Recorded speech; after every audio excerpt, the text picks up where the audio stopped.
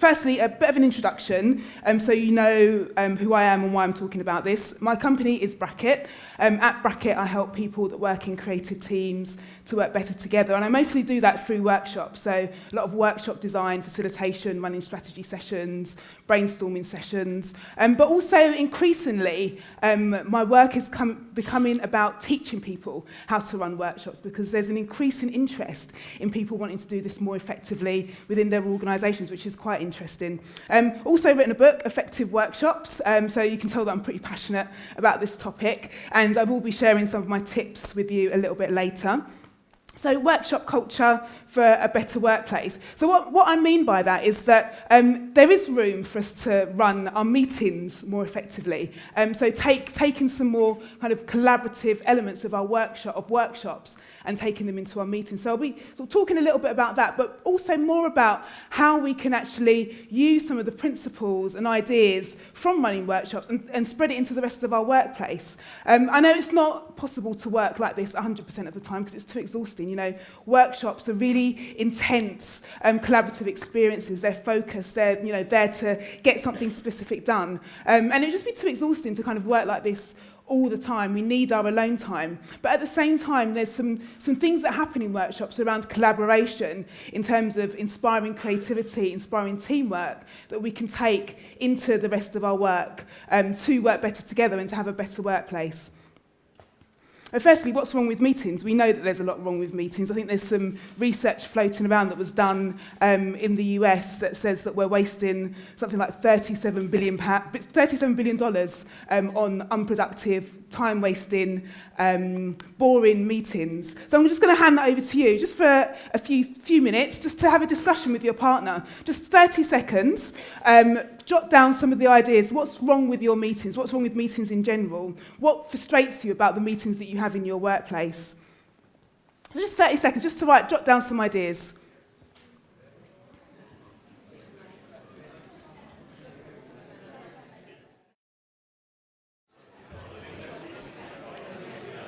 Okay, so time to share some. Just shout out at me. I don't know where the mic is.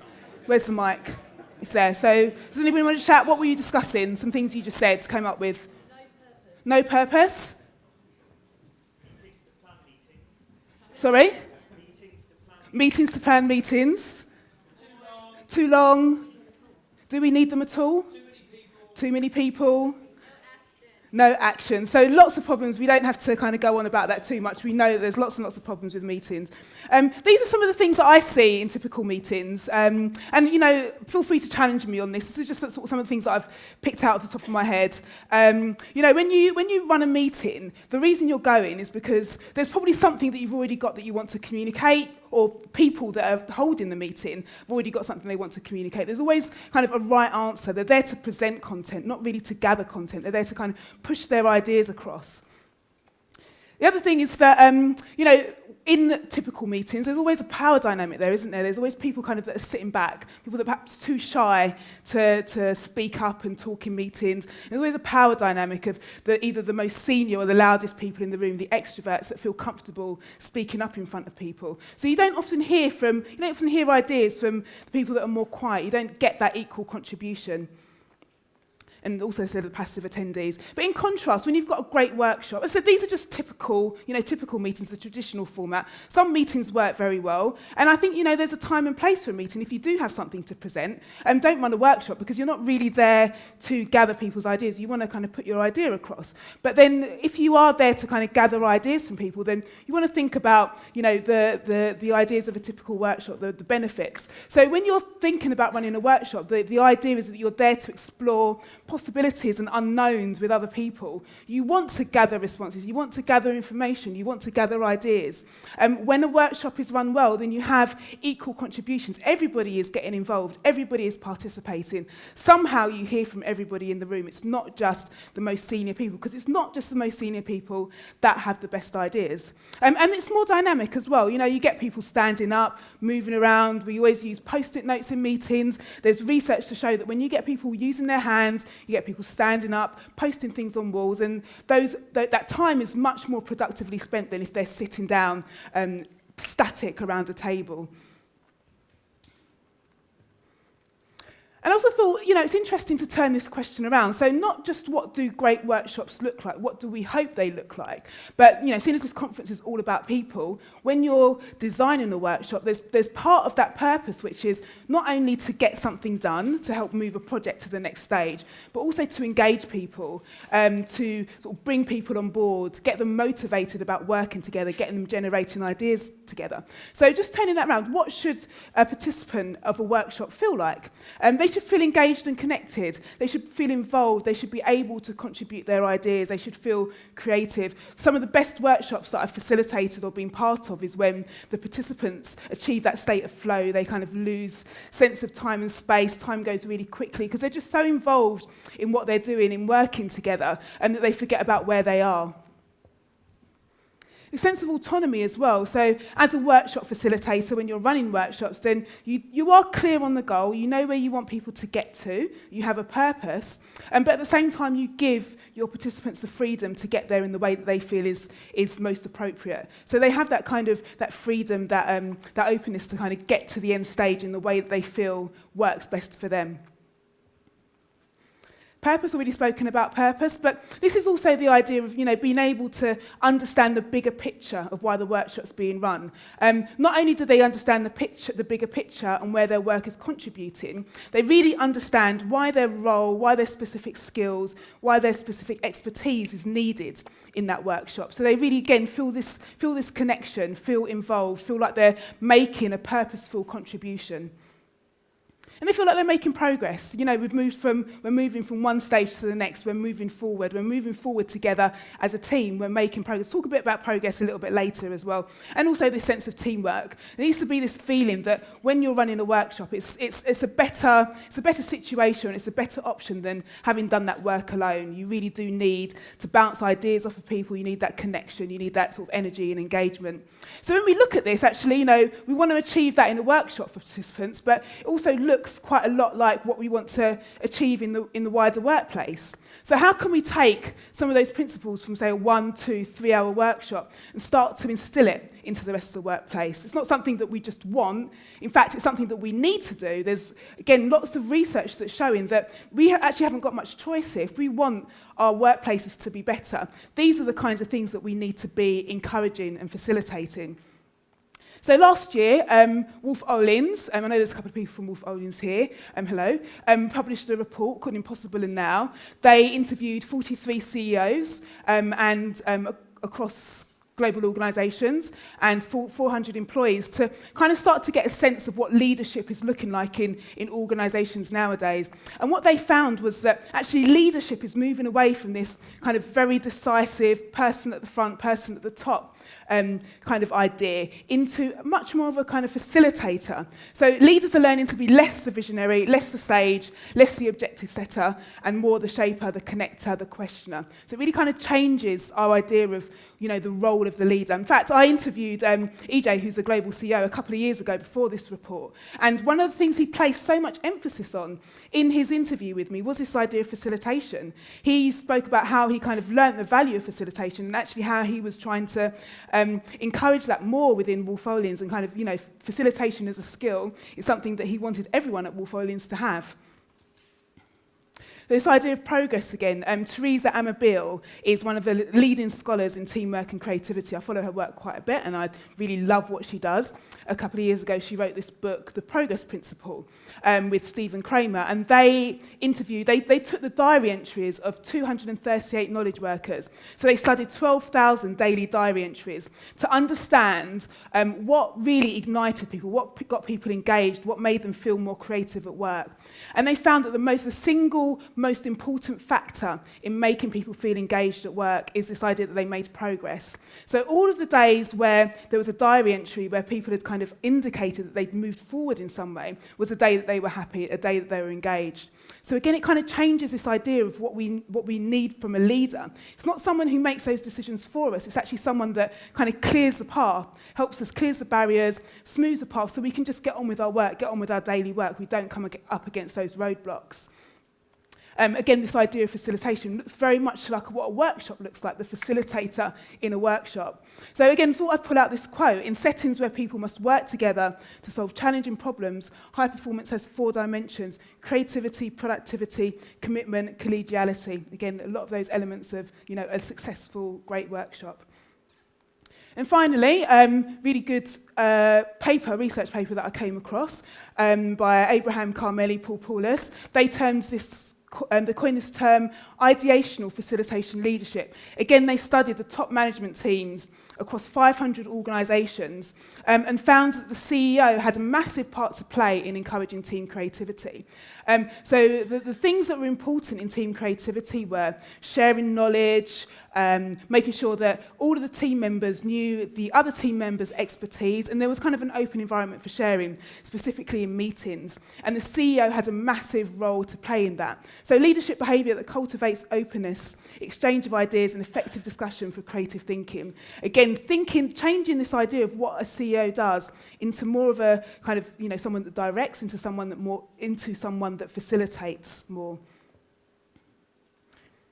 So where do you start? If you're kind of starting to think about taking some of these elements from your workshops and facilitating workshops into the rest of your work, where is it that you start? And I think, it's very easy to start with, the basic elements of what a good workshop is. What does a good workshop facilitator do? And I'll start with 2 of my rules. I've got 2 big rules for workshop facilitation.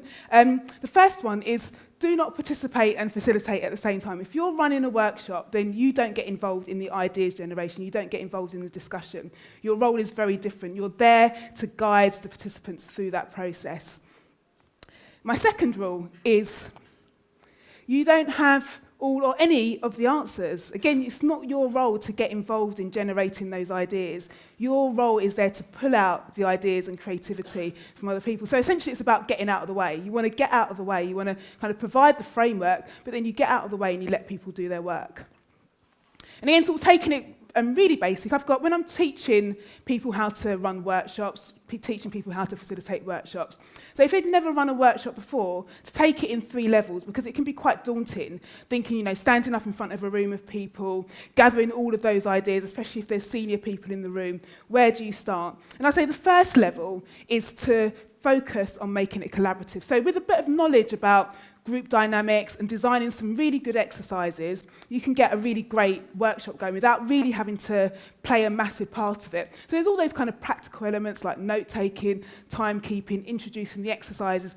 But again, if you've designed a really good workshop that you know is going to be collaborative because of your knowledge of group dynamics, kind of brought some of those elements of interactivity in, getting people standing up, moving around, understanding how to manage introverts and extroverts, then it's probably likely that you can run a really good, effective workshop with just those basic elements. And then once you've got a little bit more experience in running those workshops and kind of you get a bit more comfortable with this whole idea of the kind of collaborative environment and encouraging contributions from everyone, then you can start thinking about guiding the content a little bit more in sessions. So this is where you start asking more clarifying questions and probing people to kind of, expand on their ideas, on their suggestions. You start synthesizing, paraphrasing people back and summarizing ideas. So you're just a little bit more involved. And then finally, when you become more confident, that's when you start thinking about the people skills.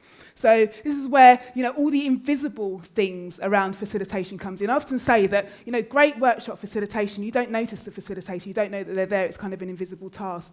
And this is it because, you're reading the room, you're starting to deal with those kind of conflicting situations, you're listening really well. And, this is where I think these are the skills that come into the skills that you need also to bring those elements of a workshop into your organisation, these people skills, this idea of, it's okay to be invisible, it's okay to stand back, but I'll step in when I need to. So on that, there are 4 key skills that I would say that you can practice for workshop facilitation. So there are those levels, but there are skills that you can practice on a daily basis that are useful in workshops, but also useful in your daily work. And the first one is asking good questions and curiosity. So coming from a really good place, so this idea of workshops, they're there, you're there to explore unknowns together. You're there to explore possibilities. A really good workshop starts with a really long list of questions. Questions that you're curious to find out the answers from everybody. As I say, you don't know any or all of the answers. You're there to draw those answers out of people. So questions that open up possibilities, encourage people to think. I was going to say, the first time I think I probably came into contact with someone asking me good questions and kind of being in that more facilitative mode was with my mum. Hello, Mum, she'll probably watch this video afterwards. But this idea of, when I was a lazy teenager and I just asked my mum how to do something because I just didn't want to, think about it for myself, she'd always respond in with, what do you think you should do? So she'd push the question back on me and get me thinking. And this is what you do as a facilitator. Even if you think you have the answers or you have an answer, your whole idea is to gather that from the participants, let them come to the idea themselves. So get really good at asking good questions. These are questions like open-ended questions, why, how might we, what. You can also ask the stupid questions as well. You can challenge assumptions. As a facilitator, say you're not there to generate content, so you can really question and challenge people on existing assumptions, but also the answers that they come up with. And what if questions? What if we were to do this? So what I want you to do, just for 5 minutes, or probably less than that actually, is I want you to think of a challenge that you're facing at work. And it could be a creative challenge, it could be an organisational challenge, but something that you're actually wrestling with by yourself and you haven't really gathered opinions from anyone on yet. You're kind of just trying to wrangle that problem by yourself. And then I just want you to write down 3 open-ended questions that you could ask your colleagues. So take yourself out of the decision-making role, the person that needs to come up with the answer or the solution to that problem, and more into a facilitator mode, where you're actually trying to encourage the people around you to help you come up with those answers.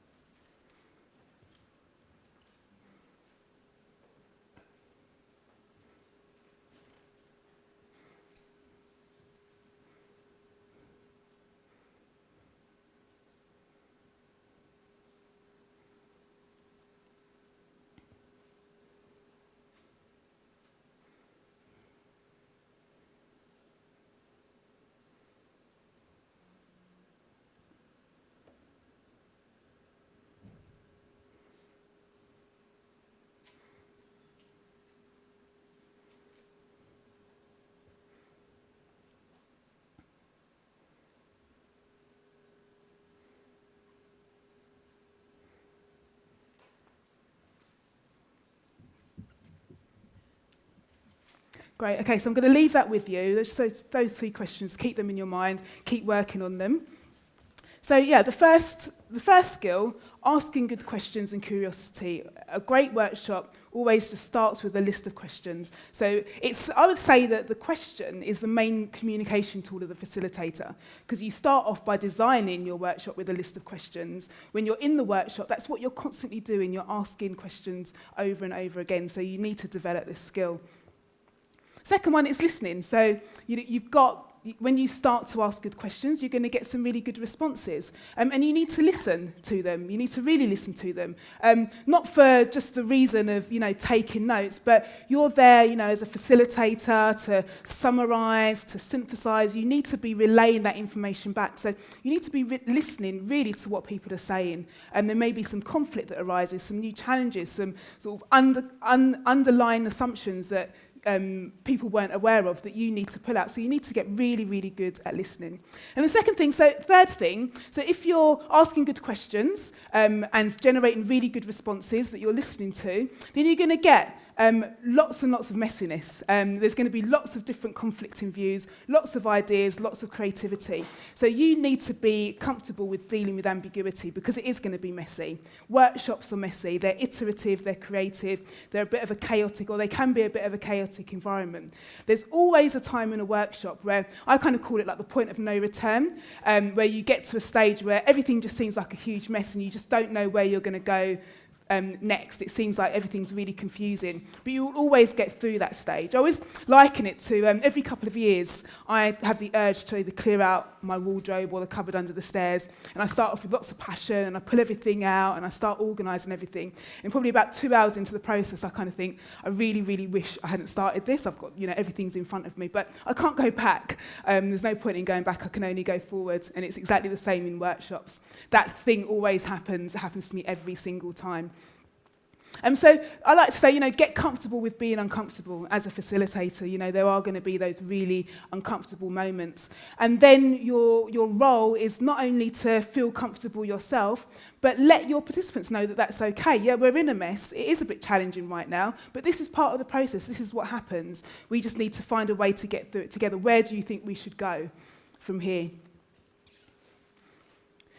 And then the final point is synthesizing. So again, you do have this chaos, you do have all of these ideas, everything flying around, but there comes a point where, as a facilitator, you need to step back and help the people that are in the mess, in the ideas generation, make sense of their ideas, which again is why it's so important to not facilitate and participate at the same time, because you need that distance. You need to be able to kind of look at everything from above and make those connections and join those dots and then relay that back to your participants. And all these things you'll be doing with your team as well in the wider workplace. So I just want to give you a really simple, practical technique.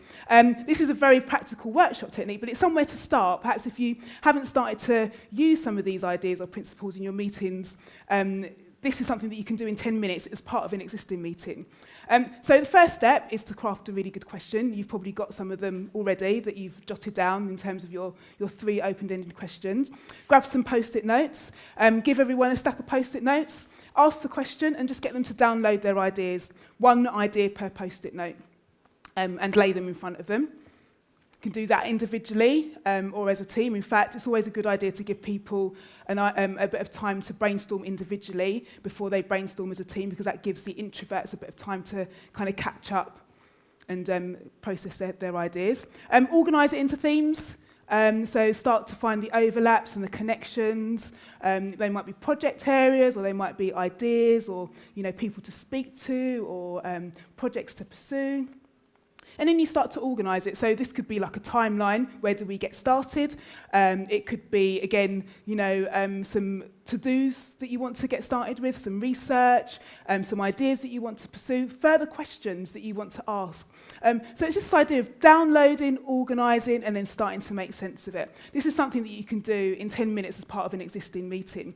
And as you get more confident with this kind of stuff, you can perhaps extend these kinds of exercises to run more of your meetings or more of your meeting like this. And as you get more confident still, then you can start to take some of these principles outside of your meetings, asking those good questions, listening, dealing with the mess and kind of synthesizing, relaying things back. But this whole idea of, you're not the one that's coming up with the ideas, it's your team. So my final tips, start small, start with an exercise like that as part of an existing meeting, and start to extend it out as you get more confident.